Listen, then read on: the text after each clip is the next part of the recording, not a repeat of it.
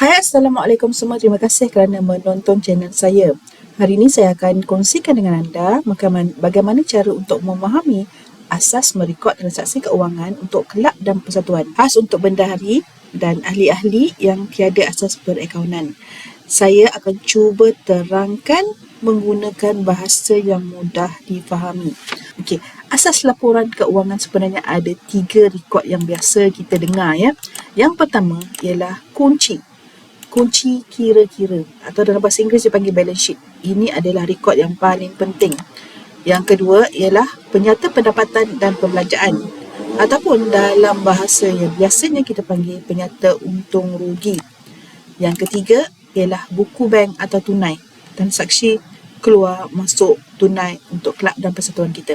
Okey, seterusnya saya nak tanya, selalunya bila kita fikirkan tentang catatan keuangan, kita akan fikir rekodkan duit masuk dan duit keluar.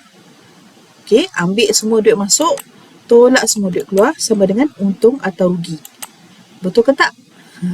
Kemungkinan betul, kemungkinan salah. Sebab dalam perakaunan, jika jumlah duit masuk tolak duit keluar dan kita gunakan sebagai itulah untung rugi kita panggil dia sebagai cash basis.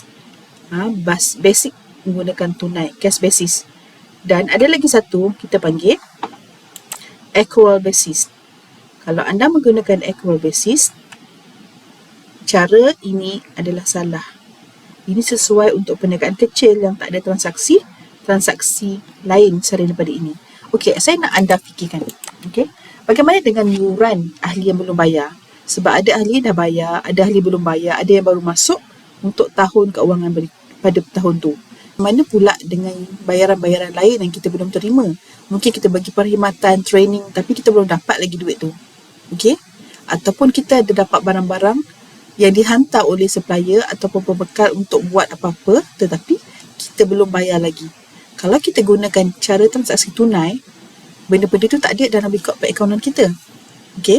Sebab itulah saya katakan duit yang kita masuk dan keluar bukanlah catatan yang sempurna untuk merekod semua data keuangan kita. Jadi, apa yang kita perlu ada? Kita perlu ada akaun penyata pendapatan dan perbelanjaan.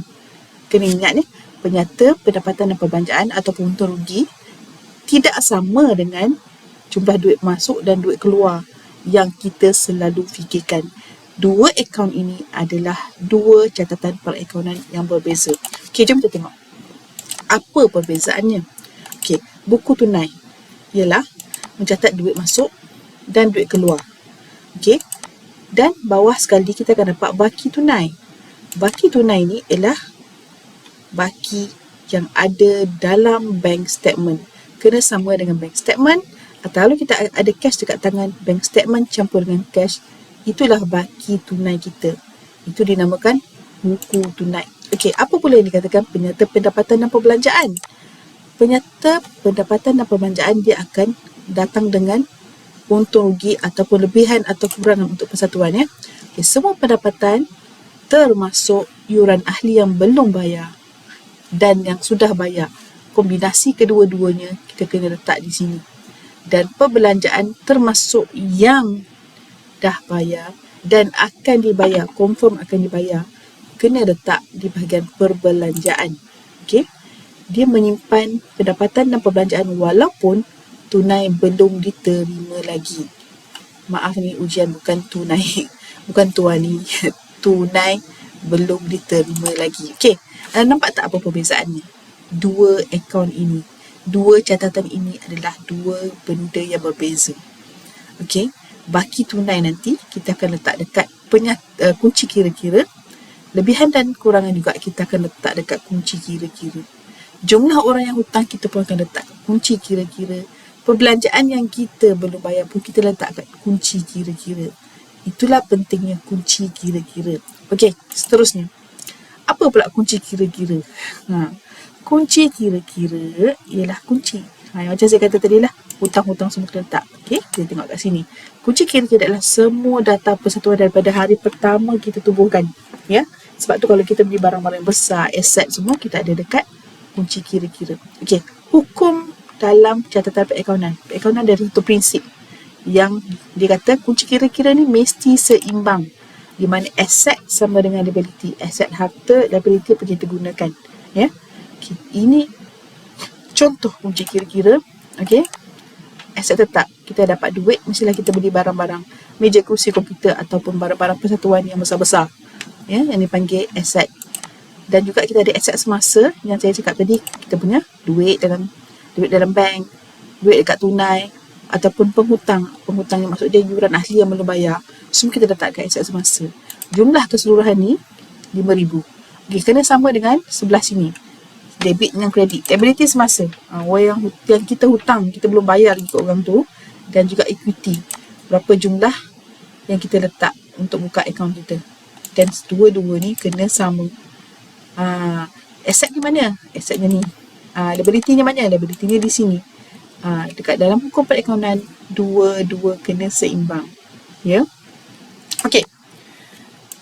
Anda jangan risau. Kalau anda catat semua transaksi dengan betul, teliti, laporan anda akan tepat, mudah untuk dibuat. Okey. Pertama, kita kena pastikan transaksi tunai dan bank kita sama dengan bank statement.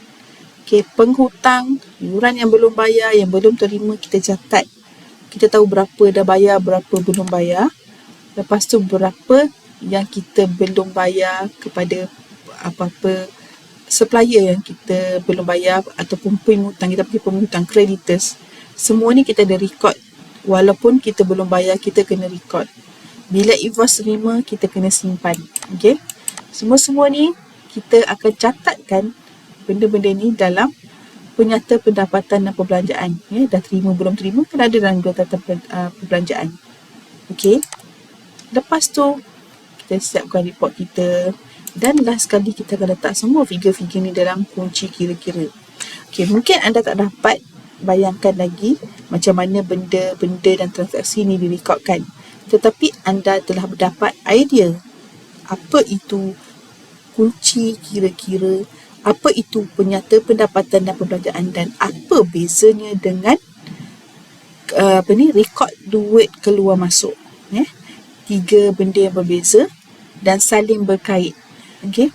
Bila kita ingin memahami semua dokumen-dokumen ni semua, kita kena buat praktikal. Ya? Kita kena buat praktikal.